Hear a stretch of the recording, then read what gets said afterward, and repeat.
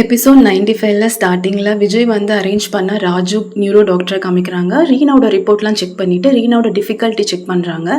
விஜயும் வீடியோ காலில் ஆல்ரெடி வந்து ஜாயினில் தான் இருக்காரு. டிஸ்கஸ் பண்ணும்போது ரதி கேட்கும்போது அதுக்கு ராஜு சொல்கிறாங்க, மோர் சர்ஜரி பண்ண வேண்டியது இருக்கும், ஏன்னா நிறைய டிஃபிகல்ட்டிஸ் இருக்குது, பட் நம்ம வந்து பண்ண வேண்டியது பிரைன் சர்ஜரி அப்படின்னு சொல்கிறாங்க. வந்துட்டு ரதியுமே சொல்கிறாங்க, ரொம்ப ஹீமோக்ளோபின் ரொம்ப கம்மியாக இருக்குது அப்படின்னு சொல்லும்போது அதெல்லாம் நாங்கள் ஆல்ரெடி பேசிட்டோம் அப்படின்னு சொல்லி விஜய் சொல்கிறாங்க. அதெல்லாம் வந்து ஹை பண்ணிட்டு தான் நம்ம சர்ஜரி ரெடி பண்ணுவோம் அப்படின்னு சொல்லும்போது நம்ம தேஜு சொல்கிறாங்க, சிஜி லெவல் கூட ரொம்ப கம்மியாக இருக்கே டாக்டர் அப்படின்னு சொல்லும்போது பிரைனில் வந்து ஆல்ரெடி ரொம்ப வந்து இஷ்யூஸ் இருக்குன்னு சொல்லிட்டு, ஸோ இதுதான் வந்து கரெக்டு, இதை தான் ஃபஸ்ட்டு முடிக்கணும் அப்படின்னு சொல்லிட்டு பிளான் பண்ணுறாங்க.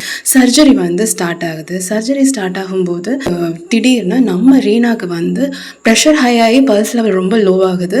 ஸோ வந்து தேஜு வந்து சொல்கிறாங்க ஷீ டெட் அப்படிங்கிற மாதிரி ரியாக்ஷன் கொடுக்குறாங்க. எல்லாரும் செம்ம மூட் ஆஃப் ஆகுறாங்க, எல்லாரும் அழுறாங்க.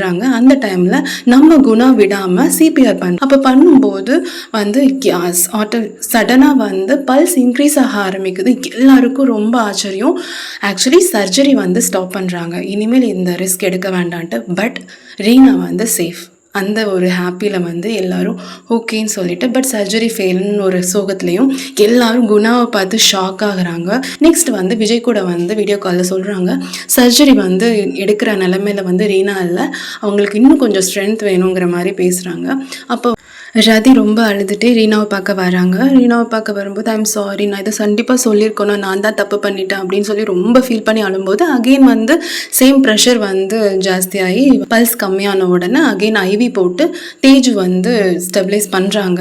ரதி மேம் வந்து கூட்டிட்டும் போகிறாங்க. வந்துட்டு நம்ம விஜய் அண்டு அட்வொகேட் வந்து, சார் இனிமேல் தயவு செய்து நீங்கள் அகெயின் சர்வீஸ் பண்ணாதீங்க சார், நீங்கள் எவ்வளோ பேஷண்ட்ஸை பார்த்துருப்பீங்க, ஏன் ஒரு பேஷண்ட்டுக்காக இப்படி பண்ணுறீங்க, நாங்கள் ஆல்ரெடி ஹாஸ்பிட்டல் விசாரிக்கும் போது 10% கூட சான்ஸ் இல்லைன்னு சொன்ன உடனே நம்ம விஜய்க்கு கோவம் வந்து என்னடா சொல்கிற அப்படிங்கிற மாதிரி கோவப்படுவார். இன்னும் டாட்டர்னு தெரியலை. இந்த டிபி வந்து ரீனாவை பார்க்க வரும்போது ரொம்ப எமோஷனல் சீன் காமிப்பாங்க.